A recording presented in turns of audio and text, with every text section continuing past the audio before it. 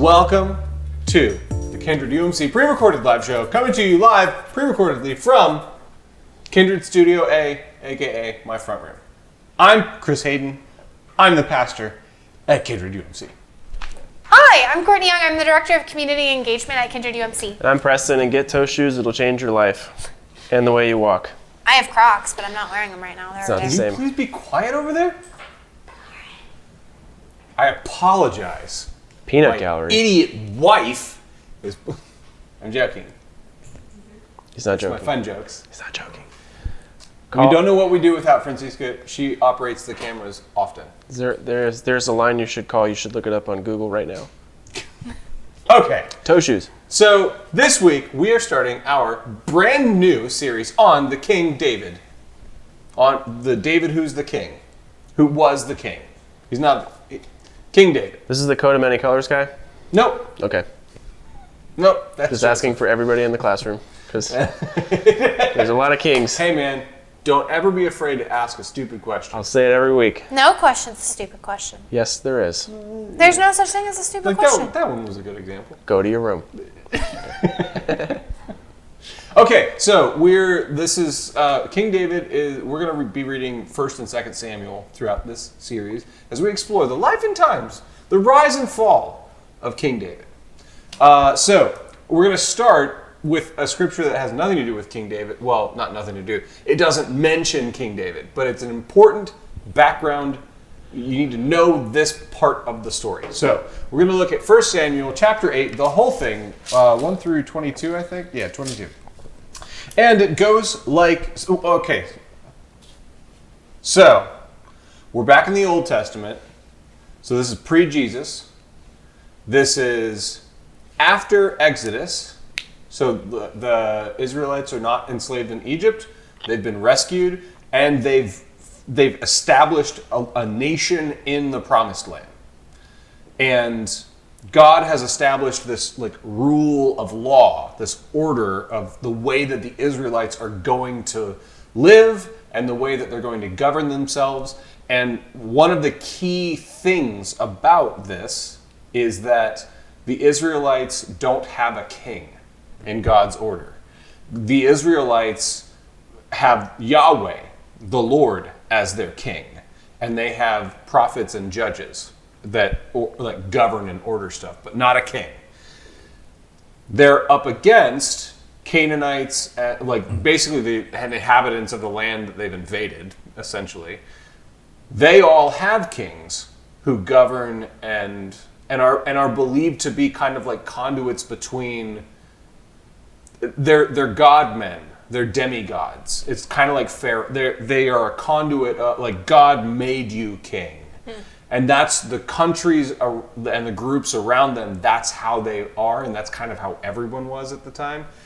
Israel stands apart, and then it doesn't have that in place. Yahweh is their king. Yahweh, and now that's an important starting place, because essentially what this is about is that's a way of saying, you don't have to go through this other thing to get to me.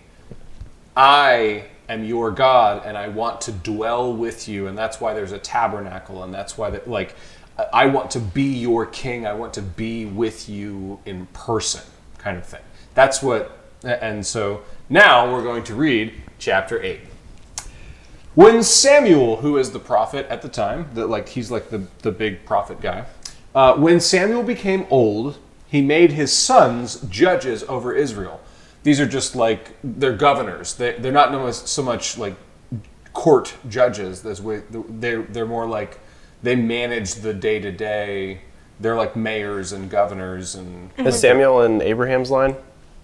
I don't know. Oh yeah. Kind of to they're be all expected. Yeah.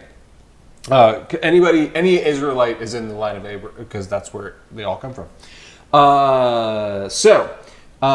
His sons judges over Israel. The name of his firstborn was Joel, and the name of his second, Abijah. They were judges in Beer-sheba. Yet his sons did not follow in his ways, but turned aside after gain. They took bribes and perverted justice. Then all the elders of Israel gathered together and came to Samuel at Ramah, and said to him, "You are old, It's a great way to start any conversation. You are old, and your sons do not follow in your ways. Appoint for us, then, a king to govern us, like other nations. Again, important. Like, we want to be like them, you know, like other nations. But the thing displeased Samuel when they said it. When they said, "Give us the king to govern us," Samuel prayed to the Lord, aka Yahweh, capital Lord, and Yahweh said to Samuel, "Listen to the voice of the people in all that they say to you, for they have not rejected you, but they have rejected me from being king over them. Just as they have done to me from the day I brought them up out of Egypt to this day, forsaking me and serving other gods, so also they are doing to you. Now then, listen to their voice, only you shall solemnly warn them and show them the ways of the king who shall reign over them." So Samuel reported all the words of the Lord to the people who were asking for a king. He said, These will be the ways of the king who will reign over you. He will take your sons and appoint them as his chariots, and appoint them to his chariots, and to be his horsemen, and to run before his chariots. And he will appoint for himself commanders of thousands and commanders of 50s, and some to plow his ground, and to reap his harvest, and to make his implements of war, and the equipment of his chariots. He will take your daughters to be perfumers and cooks and bakers. He will take the best of your fields and vineyards and olive orchards and give them to his courtiers. He will take 1/10 of your grain and of your vineyards and give it to his officers and his country. I'm going to skip a bit because it goes on. He's going to be a real dickhole, is what they say. Like, it's going to be oppressive.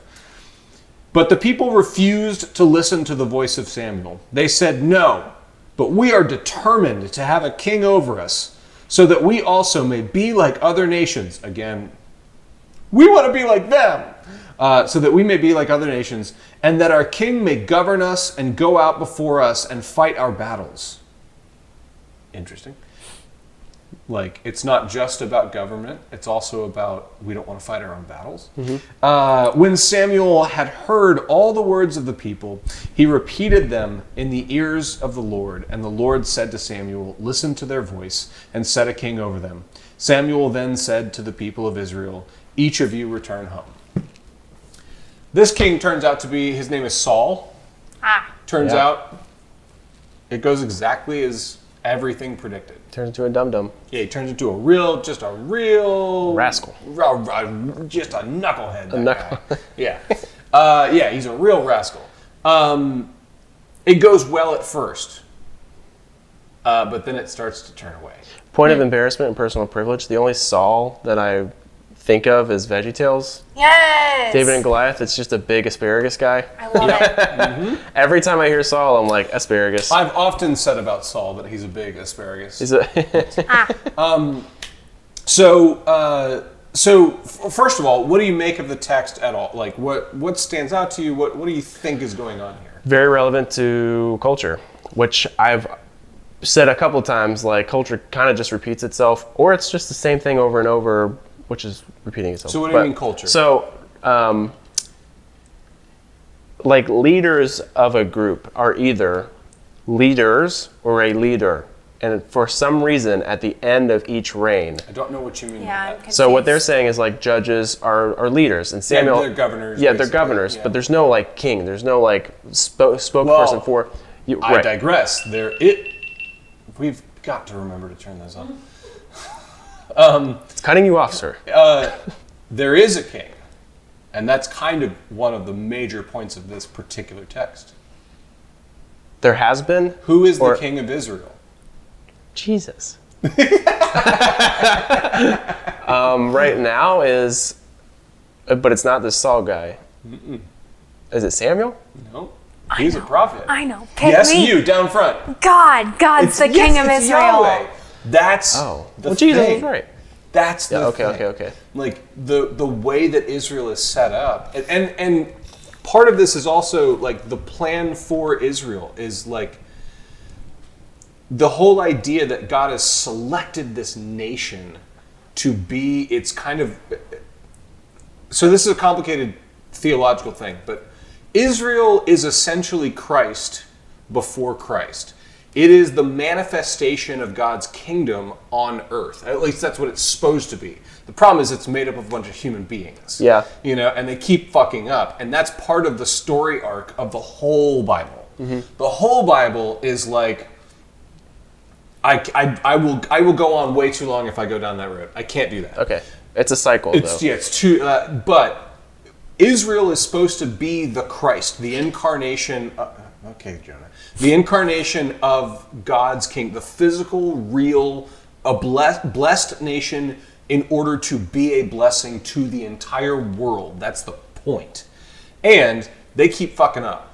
And this is one of those times where they're like, we don't want to do it your way. We want to do it like them. They look better than like. So Yahweh is essentially at this point the king of Israel, but they're not willing to follow. I think that ties into the part that you had said interesting was what I was kind of picking up on, of the idea of like they don't want to fight their own battles. They don't want to like take responsibility of their own feelings like we talked about 2 weeks ago and why that's important. Yeah. So I was like, oh, okay, you want to put that on someone else. You don't want to deal with it yourself. Okay, so, but I cut you off earlier. You were talking about you brought up it's like culture. It's cyclical, being, in this case, you're going from a few leaders, which is kind of the way to go. Like if you have a huge population, you shouldn't have one leader over everybody. There should be, sub-leaders at least. And they're wanting to Unless that leader is perfect. Correct, which, okay. Yeah.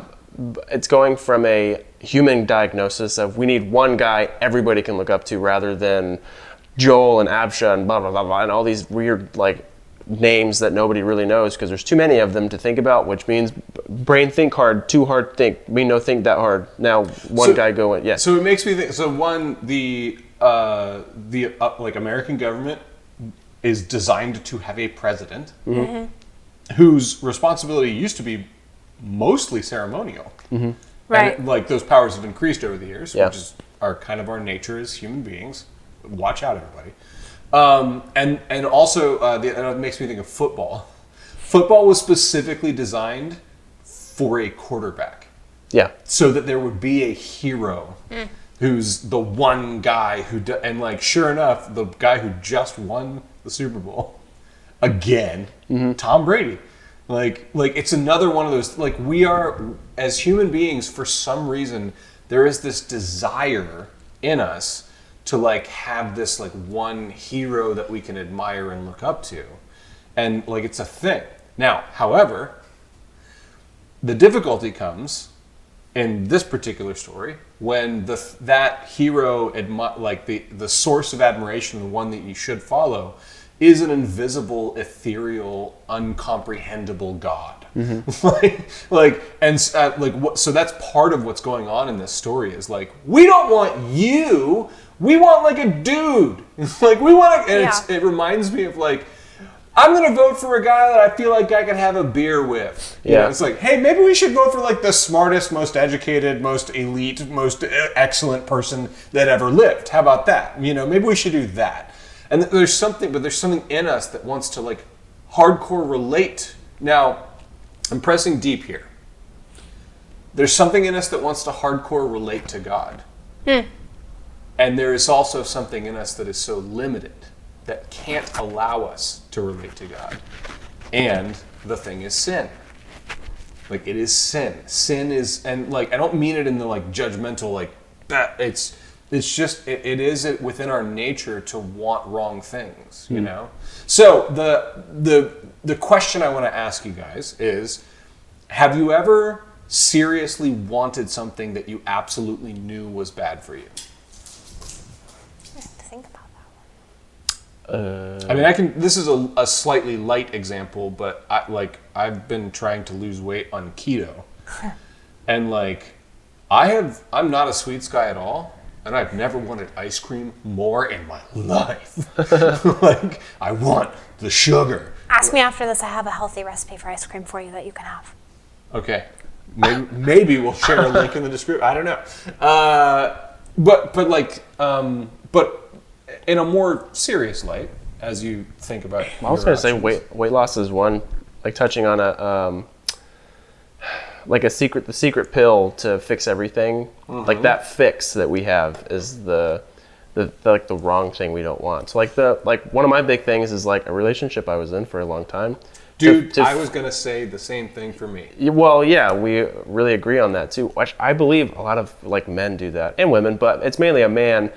I don't want to say it like that. Oh, I think women do it plenty. I was gonna say, I was also gonna say I think people relationships, do it. but Yeah. I think in a different way. But I'm than you thinking were like saying. the women's more of a comfort thing of wanting somebody there with them, while the man is like I don't know. To It's like fix me, to fill some yeah, kind of like hole. I can't do it for me. I need someone else there, and I'm just gonna pick whoever's in front of me, which is like a proximity relationship. Like I've known this, that's the girl next door like theory and like all that stuff.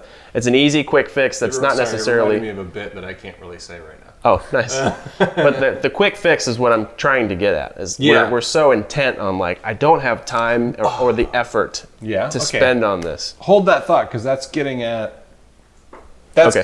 where I want this to end. Okay. I mean, it can end wherever it ends, but you're really close on where I want it to end. All right, quick Okay. fix. Yeah, in high school and early college, I was like a chronic dater. Like I couldn't just exist, which I feel like sounds so stupid saying in high school, but like it's who I was in high school, and like No, some people studied and like got good grades and didn't care about it. No, that's not what I'm saying. I'm saying chronic dater is a type of person. Yeah. Like, some people just did it where they're like, "You're good being single," and they're like, "What do you mean single?" Like, Yeah. oh, okay, geez. And there was this one time, so I kind of dated this guy for like 10 months. I've talked about this story before, but then I dated his best friend. His best friend was like the bad boy and like was not somebody I should have been hanging around. Not because like I did bad things, but he just wasn't a good influence. And yeah, that was fun. 7 or 8 months, I guess. I don't know. My example is the girl that I was dating before I met my wife. It was like I knew for a large part of that relationship that it was incredibly unhealthy. Like it's not like I realized I was unhealthy and then I was like, okay, now it's time to break up. It's like, no, I realized it was unhealthy and then I was like, what do I do now? I don't know. I want an unhealthy thing. And it took a lot of emotional energy to get to the place where you can be like, this is done. It needs to be done. Let's put it to bed. It's over, you know? And I think that was good for both of us. But neither one of us could do it until I like really worked myself up. Right. And so there is something in human beings, and I hope that you can identify, I hope that everyone can identify with that type of feeling. There's something in human beings that long for, like our minds and our bodies are limited. And sometimes we long for things that hurt us. Sometimes we long for things that cause us damage and cause damage to other people. And the answer is not then to ignore that and pretend that it's not there. And this is kind of what I was getting at about like what you were saying. The answer is, as it always is in this whole thing that we always do, the answer in it is actually to surrender to that rather than to fight it. I'm not saying give in to the temptation of whatever's bad for you. I'm not saying like if your temptation is somebody that you shouldn't be with, that you should just run into their arms. That's not what I mean. What I mean is surrendering to the idea that like, okay, I know that I want things that are bad for me and that hurt other people also. I know that I want that. Let's not pretend that that's not the case. Let's accept that reality. Let's also accept the fact that I really can't do anything about that. Like I can't fix that somehow, and I can't demand that someone else fixes it for me either. It's not like by finding the right person or by finding the right job or by finding the right house or fill in the blank, you know, like whatever your thing is. Like it's not like doing that is going to fill the hole, that's what this story is about, addiction, essentially. It's like if we just had a king, then we could be like on the cool kids side, you know, like it's like no.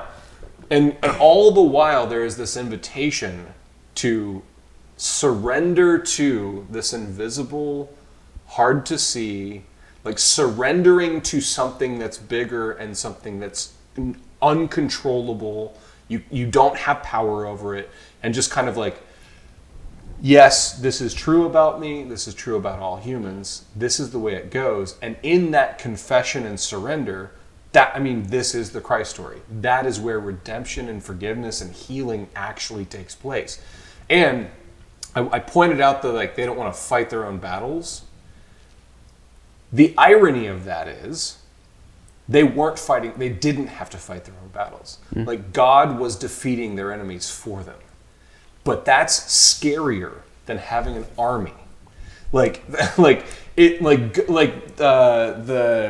Daniel marching around, the walls of Jericho falling down. They don't have to do, they just march. They don't have to fight or risk their lives. Yahweh is constantly defeating their enemies for them. But that is so much scarier than me having the fix for my problems. And so often we throw out this idea that the universe is actually working for us and wants us to find heal. We throw out the idea because it's ethereal and an escape and hard to grasp. And we would much rather grab onto the thing that can fix us, even though that thing will never fix us. So ultimately, I think what this is about is an invitation into the surrender to it and let creation itself, the undergirding life force of existence, let creation itself begin to heal you through surrender and confession.